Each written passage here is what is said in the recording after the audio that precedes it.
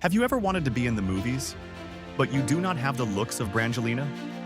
What if you could still be involved, even if you look like a Picasso painting? There is a whole world behind the scenes of theater and film. A world where nobody cares what you look like, only what you can create. Every play, every short film, every escape room needs objects that do not exist yet. A vintage telephone that still rings, a fake roast chicken for a dinner scene, a sci-fi control panel covered in blinking lights. Someone has to make all of that, and that someone can be you. A props business is one of the few creative trades where you build something once and it earns you money again and again. Because directors do not want to make props, they want to rent them. Across the UK, there are thousands of amateur dramatics groups, hundreds of small theater companies, thousands of indie filmmakers, and a growing wave of YouTube creators all trying to bring their stories to life. Most of them do not have the time, tools, or confidence to build the props they need. They will happily pay £30 to £150 to hire something that looks perfect on stage or on camera. And here is the part most people miss. You do not need a workshop or a degree in set design. You just need to make something look right from 10 feet away.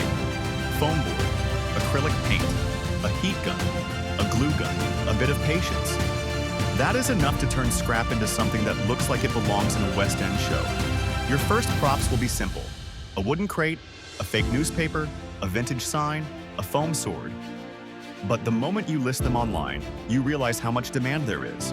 Platforms like Props, Hire, and Fat Llama already have people searching for exactly what you make. Directors, stage managers, event planners, all looking for something that fits their world. And once a prop has been hired 2 or 3 times, it has paid for itself. Everything after that is pure profit. Some props makers start with nothing more than a glue gun on the kitchen table and end up with a garage full of rentable items, bringing in £800 to £2,000 a month just from pieces they built on quiet evenings. The startup costs are tiny. A few sheets of foam board, some MDF offcuts, a handful of paints, a second-hand heat gun, maybe a Dremel if you want to get fancy. You can get going for under £200 and upgrade your tools as the money comes in. Finding customers becomes part of the fun. You list your props, you post your builds, you message local theater groups, you reach out to schools around Panto season, you connect with university film societies. These groups are always desperate for props, and they love working with someone local, someone who can deliver quickly, someone who understands the look they are trying to achieve. And here is the real secret: specialize. If you love sci-fi, make futuristic panels and glowing gadgets. If you love period dramas, make vintage signs and old telephones. If you love fantasy, make swords, books, potions, treasure chests. The more specific your style, the faster people remember you, and the more often they come back.